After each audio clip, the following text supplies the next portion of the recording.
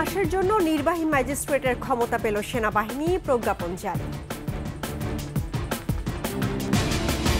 সংসদীয় সরকার ছাড়া কোনো সংস্কার স্থায়ী হয় না বললেন তারেক রহমান, দ্রুত নির্বাচন দাবি। শাহরিয়ার, বাবু, শ্যামল 7 দিনের রিমান্ডে, সুজনের রিমান্ড স্থগিত। জোরালো হচ্ছে শেখ হাসিনাকে প্রত্যর্পণের দাবি, অগ্নি পরীক্ষায় ভারত। পুলিশের কাছ থেকে জামিন পেয়ে দেশ ছাড়ার প্রস্তুতি নিচ্ছে জাপা নেতা মঞ্জু, ক্ষমতার উৎস নিয়ে প্রশ্ন।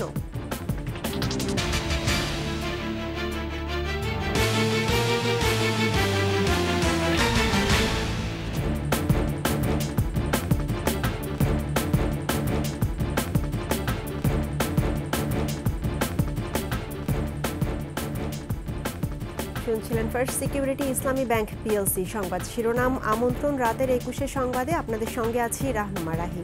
দর্শক, 21 টেলিভিশনের সংবাদ একই সাথে সরাসরি দেখতে পাবেন আমাদের ফেসবুক পেজ www.facebook.com/2124 অনলাইনে। এছাড়া সাবস্ক্রাইব করতে পারেন www.youtube.com/21etv চ্যানেলে। এছাড়া সংবাদে আরও থাকছে: পুলিশে অস্থিরতা সৃষ্টির অপচেষ্টা, ইন্ধনে হাসিনাপন্থী কর্মকর্তারা।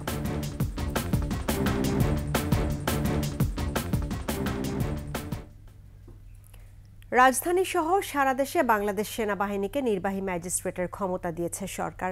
সেনাবাহিনীর কমিশনপ্রাপ্ত কর্মকর্তাদের এই ক্ষমতা দেওয়া হয়েছে। জনপ্রশাসন মন্ত্রণালয়ের এক প্রজ্ঞাপনে এই সিদ্ধান্ত জানানো হয়। এই সিদ্ধান্ত আজ থেকে কার্যকর হয়েছে। আগামী 2 মাস এই সিদ্ধান্ত বলবৎ থাকবে। কোটা সংস্কার আন্দোলন ঘিরে ঢাকা সহ সারা দেশে সংঘর্ষ ছড়িয়ে পড়লে গত 19 জুলাই রাতে সারা দেশে সেনাবাহিনী মোতায়েন ও কারফিউ জারি করেছিল তৎকালীন সরকার। এরপর ছাত্র জনতার গণ অভ্যুত্থানে 5 অগাস্ট আওয়ামী লীগ সরকারের পতন হয়। 3 দিনের মাথায় 8 অগাস্ট শান্তিতে নোবেল বিজয়ী অর্থনীতিবিদ ডক্টর মোহাম্মদ ইউনূসের নেতৃত্বে অন্তর্বর্তী সরকার গঠিত হয়। বিদ্যমান পরিস্থিতিতে এখনও সারা দেশে সেনাবাহিনী মোতায়েন রয়েছে।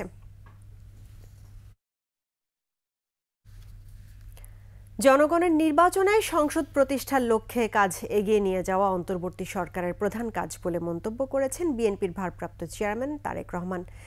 তিনি বলেছেন, সংসদীয় সরকার ছাড়া কোনো সংস্কার স্থায়ী হয় না।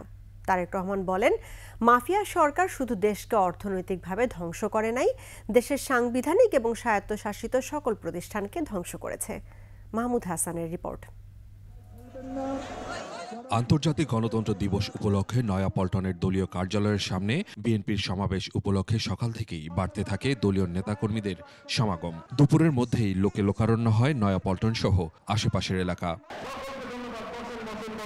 লন্ডন থেকে ভার্চুয়ালি যোগ দেন তারেক রহমান। সম্প্রতি ছাত্র জনতার অভ্যুত্থানে ফেসিবাদের পতন হয়েছে উল্লেখ করে তারেক রহমান বলেন, গণতন্ত্র প্রতিষ্ঠায় এখন বর্তমান সরকারকে সহায়তা করতে হবে।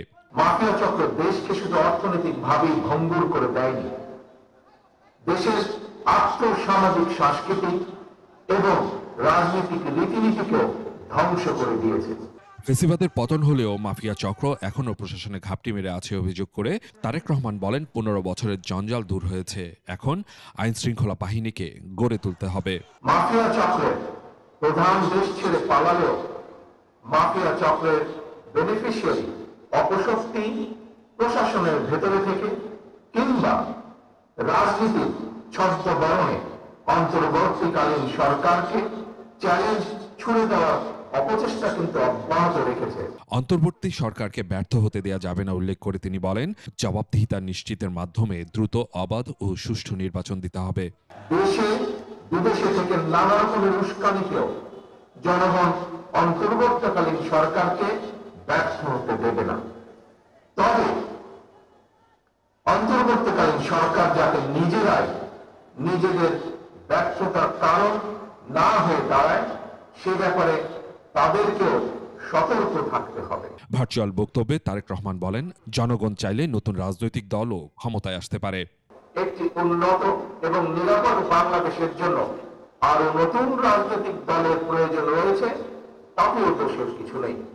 কারণ শেষ পর্যন্ত জনগণই চূড়ান্ত সিদ্ধান্ত নেবে। দেশের গণতন্ত্র ও ভোটের অধিকার প্রতিষ্ঠায় সবাইকে সজাগ থাকার আহ্বান জানান বিএনপি নেতারা। আমাদের মধ্যে, সরকারের মধ্যে সেই ফ্যাসিস্ট আওয়ামী সরকারের অনেক প্রেতাত্মা অবস্থান করছে। সেই জন্য এই গণতন্ত্রকে যদি কেউ ধ্বংস করতে চায়, আবার বিপদ আনতে চায়, লুট করতে চায়, সেখানে আপনারা অবশ্যই রুখে দাঁড়াবেন। সুষ্ঠু নির্বাচনের স্বার্থে প্রয়োজনীয় সংস্কার শেষ করে জনগণের ভোটের ব্যবস্থা করারও আহ্বান জানান বিএনপির নেতারা। 1000 রাজনৈতিক দল করেন, কোনো অসুবিধা নাই। মাহমুদ হাসান, 21 টেলিভিশন, ঢাকা। ছাত্র জনতার আন্দোলনের সময় গৃহকর্মী হত্যা মামলায় সাংবাদিক মোজাম্মেল বাবু, ঘাতক দালাল নির্মূল কমিটির শাহরিয়ার কবির ও ভাসানটেক থানার হত্যা মামলায় শ্যামল দত্তকে 7 দিনের রিমান্ডে নিয়েছে পুলিশ। আলাদা মামলায় ওয়ার্কার্স পার্টির সভাপতি রাশেদ খান মেননকে 3 দিনের রিমান্ডে নেওয়া হয়েছে, আর সুজনের রিমান্ড স্থগিত করা হয়। বিস্তারিত জানাচ্ছেন মাহতাব মিনহাজ। মঙ্গলবার সকালে সিএমএম আদালত প্রাঙ্গণ ছিল কড়া নিরাপত্তা বেষ্টনীতে ঢাকা। আদালতে হাজির করা হয় সাংবাদিক মোজাম্মেল বাবু, শ্যামল দত্ত, শাহরিয়ার কবির, রাশেদ খান মেনন ও নুরুল ইসলাম সুজনকে। রাজধানীর শান্তিনগরে গৃহকর্মী লিজা হত্যা মামলায় মোজাম্মেল বাবু ও শাহরিয়ার কবির এবং ভাসানটেক থানার ফজলু হত্যা মামলায় শ্যামল দত্তকে ঢাকার মুখ্য মহানগর হাকিম আদালতে হাজির করে 10 দিনের রিমান্ড আবেদন করে রমনা ও ভাসানটেক থানা পুলিশ। শুনানি শেষে রিমান্ড মঞ্জুর করে আদালত। প্রাথমিক অবস্থায় তদন্তকারী কর্মকর্তা তাদের জড়িত থাকার বিষয়টা নিশ্চিত করেন। বিজ্ঞ আদালত উভয় পক্ষের শুনানি অন্তে এই আসামিদ্বয়ের বিরুদ্ধে 7 দিনের রিমান্ড মঞ্জুর করেন। পুলিশ রিমান্ডের আবেদন সহ বিজ্ঞ আদালত উপস্থাপন করেন। আমরা আসামি পক্ষে রিমান্ড বাতিলপূর্বক জামিনের আবেদন করি। এদিকে বিএনপি নেতা মির্জা আব্বাসের উপর হামলার মামলায় ওয়ার্কার্স পার্টির সভাপতি রাশেদ খান মেননকে আদালতে হাজির করে 5 দিনের রিমান্ড আবেদন করে পুলিশ। এই রাশেদ খান মেনন সহ কারা জড়িত ছিল মূল রহস্য তথ্য উদ্ঘাটনের জন্যই বিজ্ঞ আদালতে প্রসিকিউশন পক্ষে আমরা আইনজীবীরা সহায়তা করি। বিজ্ঞ আদালত আমাদের বক্তব্য শুনে 5 দিনের রিমান্ডের প্রেয়ারের বিষয়ে সুস্পষ্ট মতামত নিয়ে বিজ্ঞ আদালত সন্তুষ্ট হয়ে 3 দিনের রিমান্ড মঞ্জুর করেন। আর সাবেক রেলমন্ত্রী নুরুল ইসলাম সুজনকে যাত্রাবাড়ী থানার হত্যা মামলায় 3 দিনের রিমান্ড মঞ্জুর করা হলেও পরে স্থগিত করা হয়। সোমবার ভোরে সাংবাদিক মোজাম্মেল বাবু ও শ্যামল দত্তকে ময়মনসিংহের ধোবাউড়া সীমান্ত থেকে গ্রেফতার করা হয়। একই দিন রাতে বনানী ও শ্যামলী এলাকায় আলাদা অভিযানে গ্রেফতার করা হয় শাহরিয়ার কবির ও নুরুল ইসলাম সুজনকে। গত 22 আগস্ট গুলশান থেকে গ্রেফতার করা হয় রাশেদ খান মেননকে। মাহতাব মিনহাজ, 21 টেলিভিশন, ঢাকা। ক্ষমতা একচ্ছত্র করতে নিজ নির্বাচনী এলাকা নীলফামারী 2 আসনে কোনো প্রতিপক্ষ রাখতে চাননি সাবেক সংসদ সদস্য ও সংস্কৃতি মন্ত্রী আসাদুজ্জামান নূর। নিজস্ব গুন্ডা বাহিনী দিয়ে বিএনপি নেতা সহ 6 জনকে হত্যার অভিযোগ রয়েছে নূরের বিরুদ্ধে। প্রায় 1 যুগ পর হত্যার দায়ে নূরের শাস্তির দাবিতে মুখ খুলেছেন স্বজনেরা। নীলফামারী প্রতিনিধির পাঠানো তথ্যচিত্রের ডেস্ক রিপোর্ট। 2001 সালে আওয়ামী লীগের হয়ে সংসদ সদস্য হন একসময়ের সাংস্কৃতিক ব্যক্তিত্ব আসাদুজ্জামান নূর। এরপরই নাটকের চরিত্রের মতোই পাল্টে যায় তার রূপ। বিতর্কিত নির্বাচনে নীলফামারী 2 আসন থেকে বারবার নির্বাচিত হয়ে ক্ষমতার একচ্ছত্র অধিপতি হন তিনি। ছিলেন আওয়ামী লীগ সরকারের সাবেক সংস্কৃতি মন্ত্রী। 2013 সালের 14 ডিসেম্বর দেশীয় অস্ত্র আর বিশাল গাড়িবহর নিয়ে বিএনপি নেতা গোলাম রব্বানীর বাড়িতে হামলা চালান আসাদুজ্জামান নূর ও তার ক্যাডার বাহিনী। তাকে বাড়িতে না পেয়ে নির্মম নির্যাতন চালায় তার পরিবারের সদস্যদের উপর। ভাঙচুর ও লুটপাট চালিয়ে বাড়িতে আগুন ধরিয়ে দেয়া হয়। পরিকল্পিতভাবে আসছিল আমার স্বামীকে হত্যা করার উদ্দেশ্য, কিন্তু আমার স্বামীকে ওই মুহূর্তে পাইনি। আত্মগোপনে গিয়েও শেষ রক্ষা হয়নি রব্বানীর। 2014 সালের 15 জানুয়ারি র্যাব পরিচয়ে আটক করা হয় তাকে। 18 জানুয়ারিতে মিলে তার মরদেহ। আসাদুজ্জামান নূর নিজেই বলছে যে রব্বানীর লাশ দেওয়া হবে না, লাশ আমরা পুড়ে ফেলবো। 1 যুগ পর এসে আসাদুজ্জামান নূর সহ হত্যায় জড়িতদের বিরুদ্ধে মামলা করেছেন স্বজনরা। চাইছেন সর্বোচ্চ শাস্তি। আমার বাবা কে তারা নৃশংসভাবে হত্যা করেছে, এটার বিচার চাই। স্কুলে যে কোনো অনুষ্ঠানে আমার সবার বাবা যায়, কিন্তু আমার বাবা যায় না কেন? আমার ছেলের অনেক শাস্তি দিয়ে মারছে, জানেন।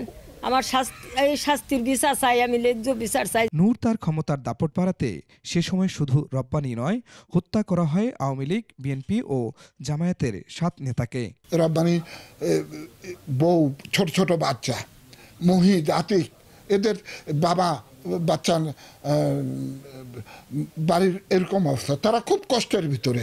তবে বিএনপি নেতারা বলছেন, নাটকবাজ নূরের ঢাকায় অঢেল সম্পত্তি থাকলেও নীলফামারীতে রয়েছে একটি মাত্র টিনশেড বাড়ি। এখানে আসা যাওয়া থাকতো প্রয়োজনে, আর বাকি সময় রাজত্ব করত তার ক্যাডার বাহিনী। খুরশিদ আলম মুকুল, ডেস্ক রিপোর্ট, 21 টেলিভিশন।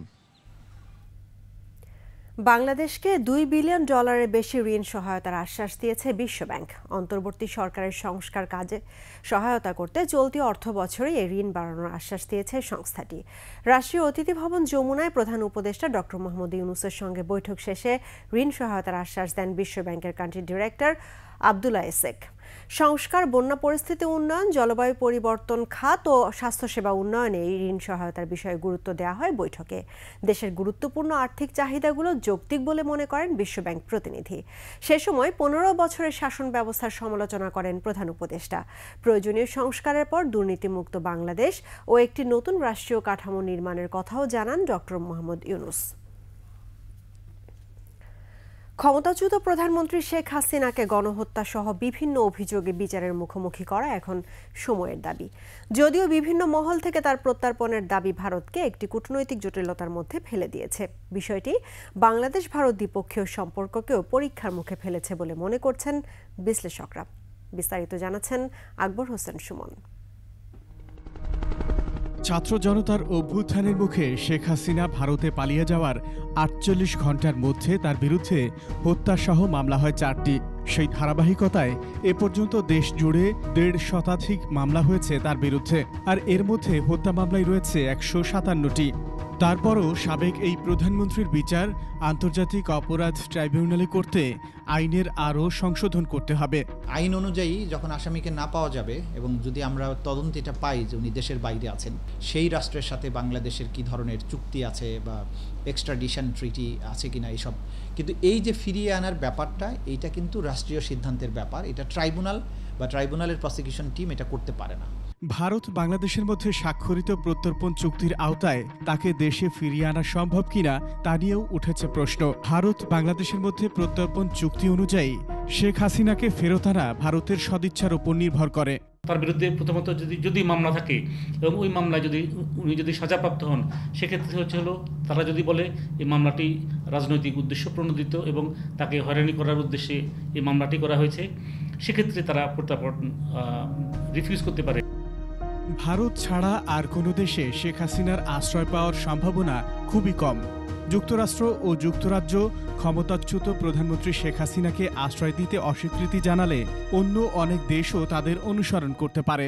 আইনের বাইরে গিয়ে বা পাশ কাটিয়ে তাকে ইউকেতে আশ্রয় দেওয়ার সম্ভাবনা খুব কম। আর ইউকে তো দেবে না, ইউএস কিন্তু অলরেডি তার ভিসা ক্যান্সেল করে দিয়েছে।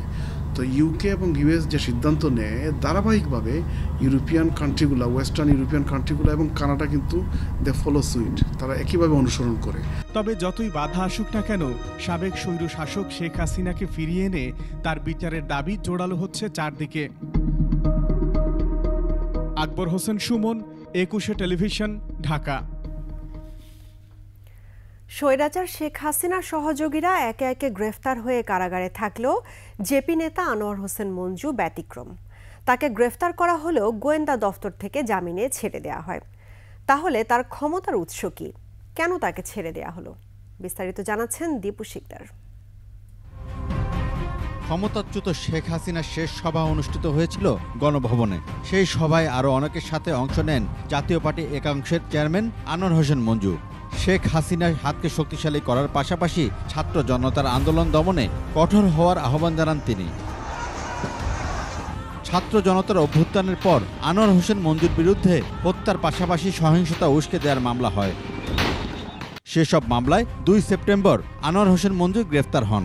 পরে গুরুতর অসুস্থতা দেখিয়ে তাকে জামিনে ছেড়ে দেওয়া হয়। শেখ হাসিনার সহযোগী যখন একের পর এক গ্রেফতার হচ্ছেন, দফায় দফায় রিমান্ডে নিয়ে জিজ্ঞাসাবাদও করা হচ্ছে তাদের, সে সময় আনোয়ার হোসেন মঞ্জু ছাড়া পাওয়া নিয়ে বিতর্কের সৃষ্টি হয়েছে। জানা গেছে তিনি ওই জামিনের পর এখন দেশ ছাড়ার প্রস্তুতি নিচ্ছেন। গত 7 জানুয়ারি অনুষ্ঠিত দ্বাদশ সংসদ নির্বাচনে 14 দলীয় জোটের প্রার্থী হিসেবে পিরোজপুর 2 আসন থেকে প্রতিদ্বন্দ্বিতা করেন আনোয়ার হোসেন মঞ্জু। তবে ব্যক্তিগত সহকারী স্বতন্ত্র প্রার্থী মহিউদ্দিন মহারাজের কাছে পরাজিত হন তিনি। এই মঞ্জু হলো সবচেয়ে দুষ্কৃতিকারী আনোয়ার হোসেন। সে আওয়ামী লীগ থেকে নৌকা নিয়ে নির্বাচন করছে, সে হাইরা গেছে।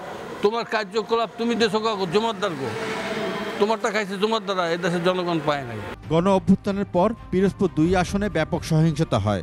অভিযোগ আছে ওই সহিংসতার নেপথ্যেও ছিলেন আনোয়ার হোসেন মঞ্জু। ওই দিন আমাদের প্রিয় নেতা জনাব মিরাজুল ইসলাম ভাই তার ঘরটা অগ্নিকাণ্ডে এই পেট্রোল দিয়ে জ্বালাই দিয়েছে জাতীয় পার্টির কিছু লোকজন। একদল লোকাইয়া ওই বাড়িটা ধরাই দিয়েছে, খালি ধরাই দেয় না, সব যেখানে কিছু সব লই গেছে, 2 দিন বই লই গেছে। রাজনীতিতে সুবিধাবাদী নেতা হিসেবে পরিচিত আনোয়ার হোসেন মঞ্জু এখন শেখ হাসিনা দোসর হিসেবে তার জেলে থাকার কথা, কিন্তু তিনি কিভাবে এখনো মুক্ত আছেন, তার ক্ষমতার উৎস কি, সেটাই প্রশ্ন।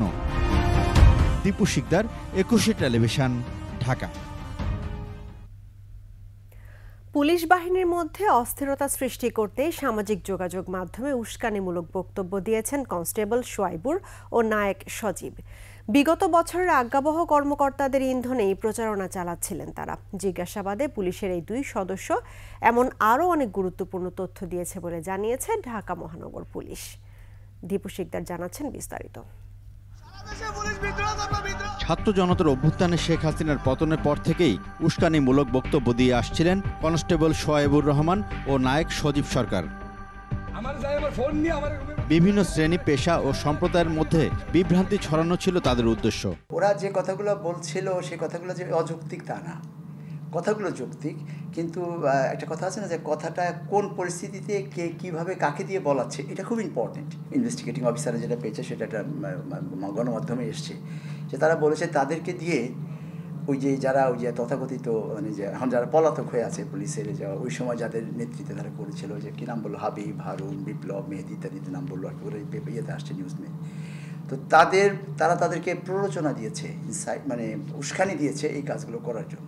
রাজধানীর শাহজাহানপুর থানায় দায়ের করা সাইবার নিরাপত্তা আইনে গ্রেফতার এই 2 পুলিশ সদস্য সরকার বিরোধী প্রচারণার উদ্দেশ্যেই এসব করেছিলেন।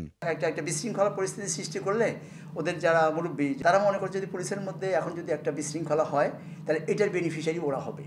ঢাকা মহানগর পুলিশের বিবৃতিতেও কনস্টেবল সোয়াইবুর ও নায়েক সজীবের বিষয়টি স্পষ্ট।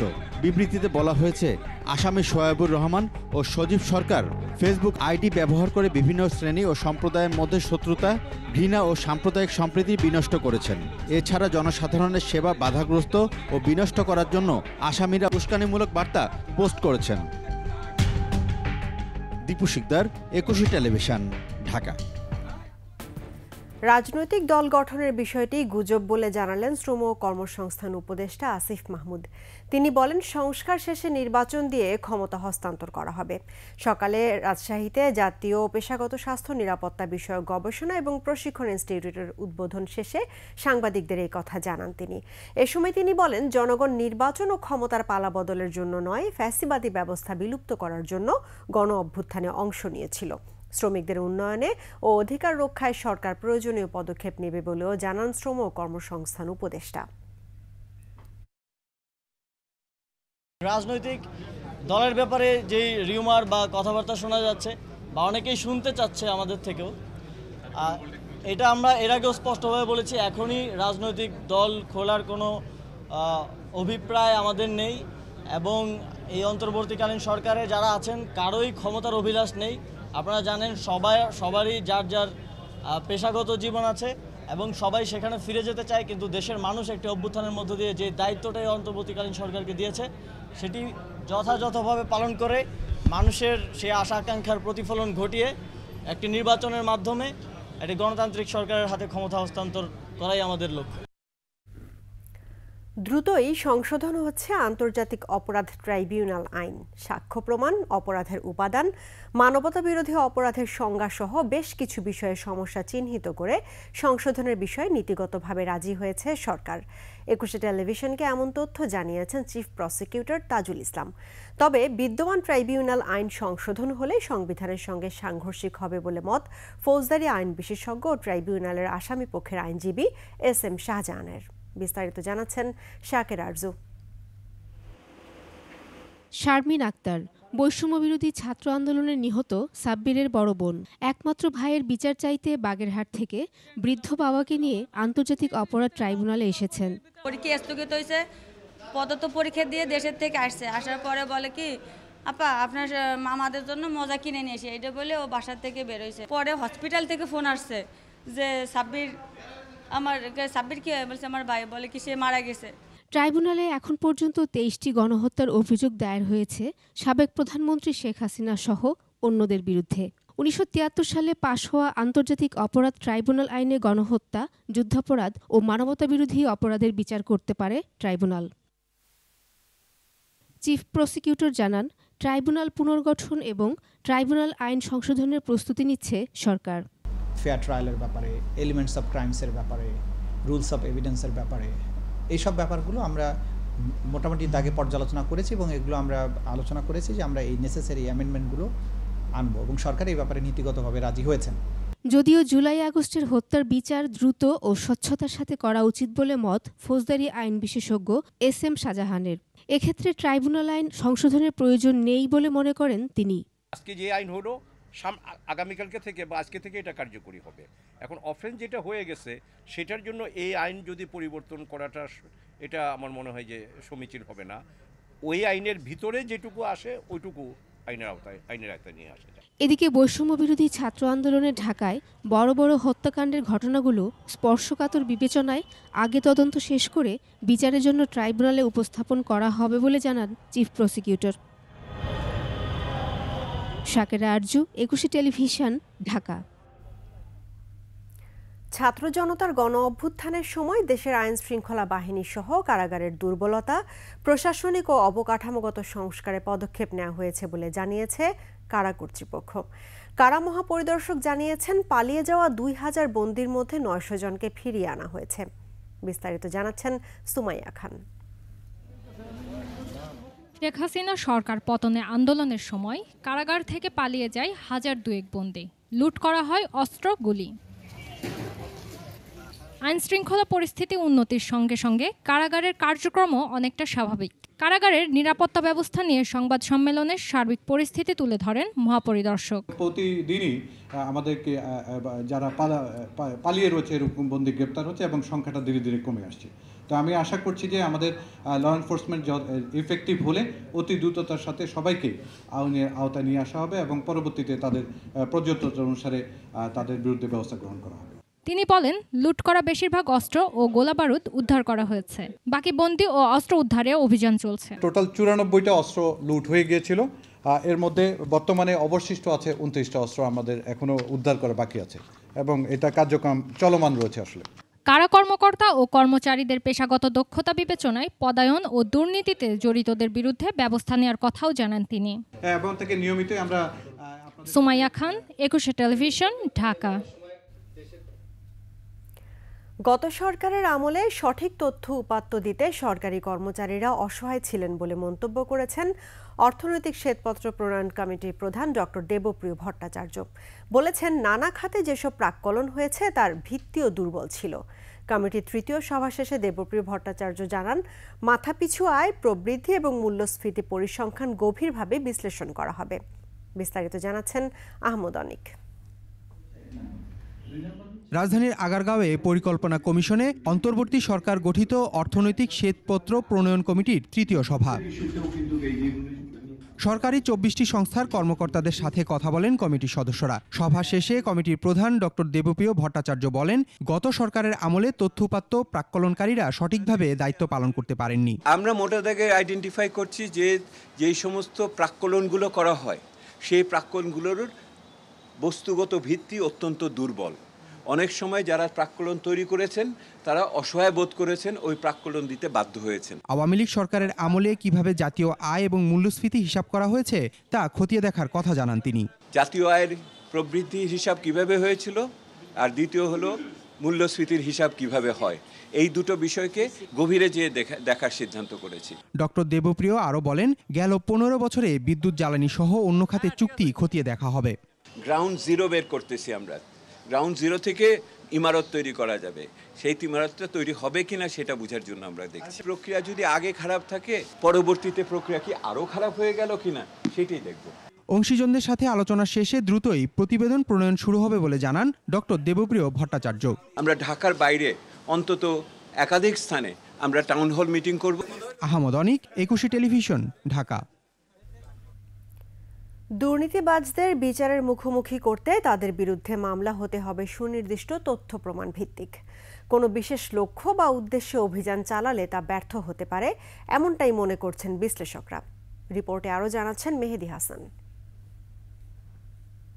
বাংলাদেশে সরকার বদল হলেই নতুন সরকার আগের সরকারের দুর্নীতির খুঁজে তদন্তে নামে, তবে সেগুলো পরিণত হয় কেবলই রাজনৈতিক হাতিয়ারে।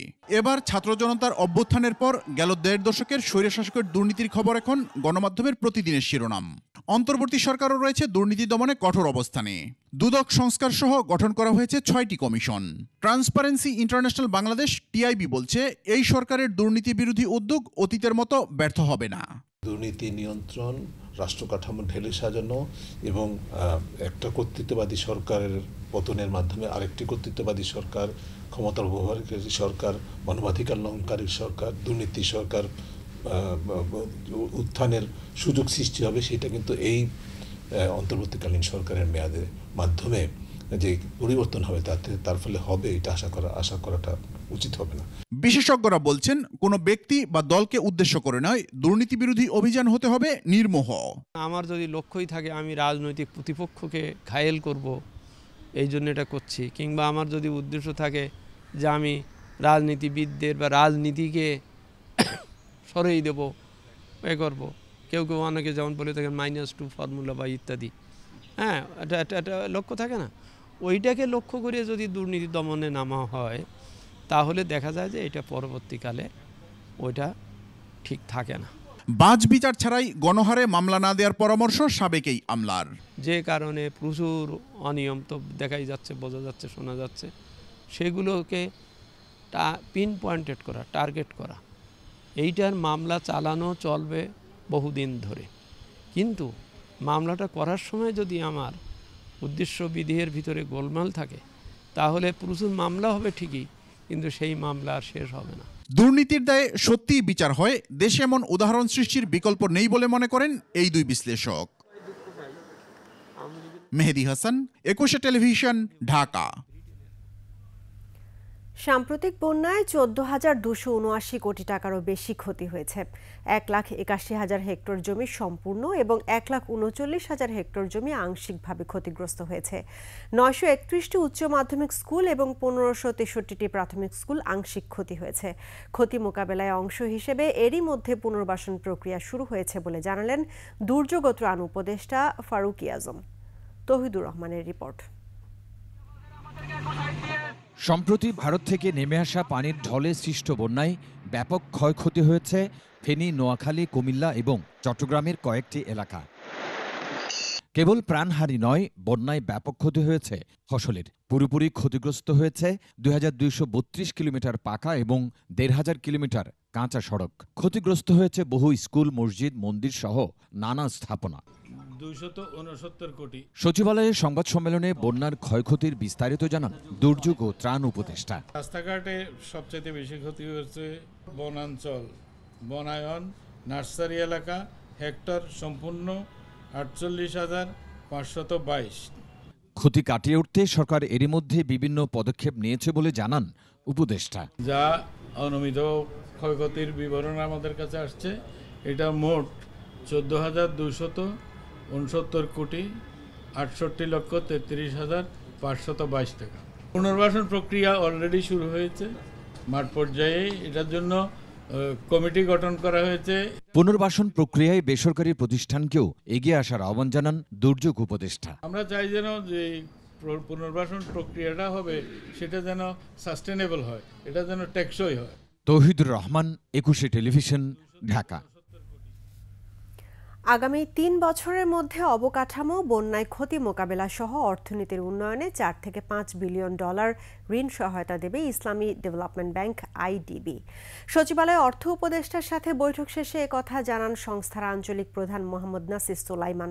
আর অর্থ উপদেষ্টা ডক্টর সালেউদ্দিন আহমেদ বলেন, বন্যায় ক্ষতি মোকাবেলা সহ জ্বালানি তেল কিনতে এই ঋণের টাকা ব্যবহার করা হবে। ওরা আমাদেরকে বিভিন্ন সহায়তা অলরেডি দিচ্ছে।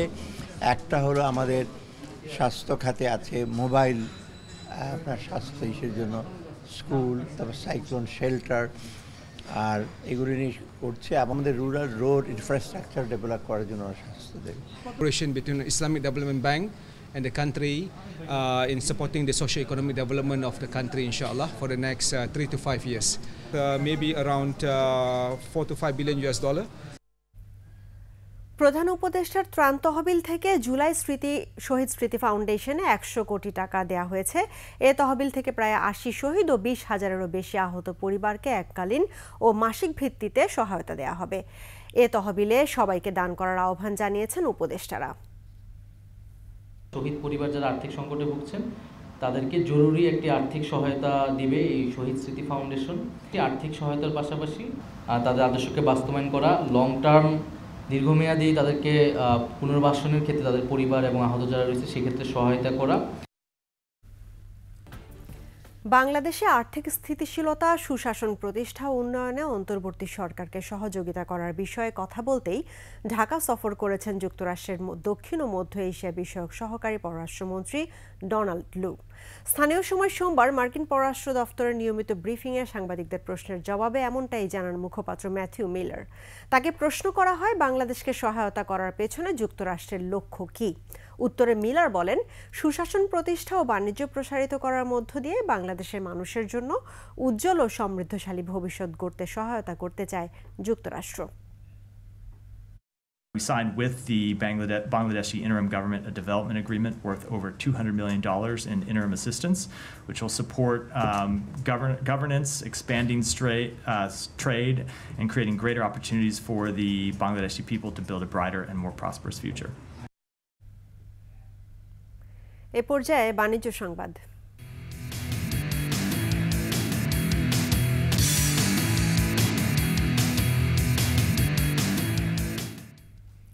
ইসলামী ব্যাংকের উদ্যোগে রাজধানীতে হয়ে গেল ফরেন করেসপন্ডেন্ট ব্যাংকগুলোর বাংলাদেশ অফিসের প্রতিনিধিদের সাথে মত বিনিময় সভা।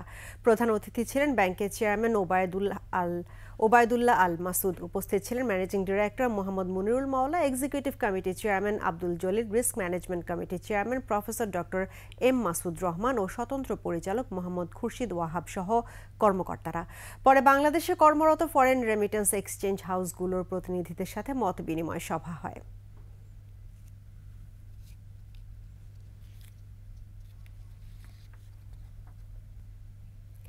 আর এরই সঙ্গে শেষ করছি রাতের 21 সংবাদ। তবে যাবার আগে ফার্স্ট সিকিউরিটি ইসলামী ব্যাংক পিএলসি সংবাদ শিরোনামগুলো জানাবো আরও একবার।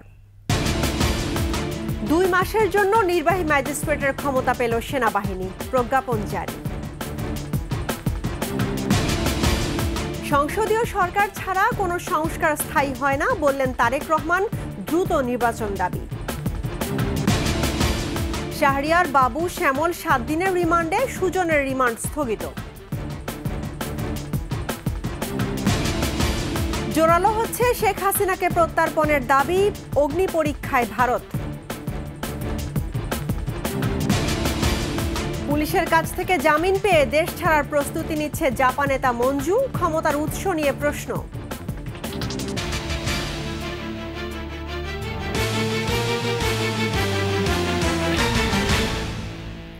দর্শক, 21-এর সর্বশেষ খবর জানতে ডায়াল করুন 2021 নম্বরে, আর ভিজিট করুন 21-tv.com ওয়েবসাইটে। ফেসবুকে ভিজিট করতে পারেন www.facebook.com/2124 অনলাইনে। এছাড়া সাবস্ক্রাইব করতে পারেন www.youtube.com/21etv চ্যানেলে। এতক্ষণ সঙ্গে থাকার জন্য ধন্যবাদ। আমাদের পরবর্তী সংবাদ আয়োজন রাত 12টা 55 মিনিটে দেখার আমন্ত্রণ রইল। 21-এর সঙ্গেই থাকুন।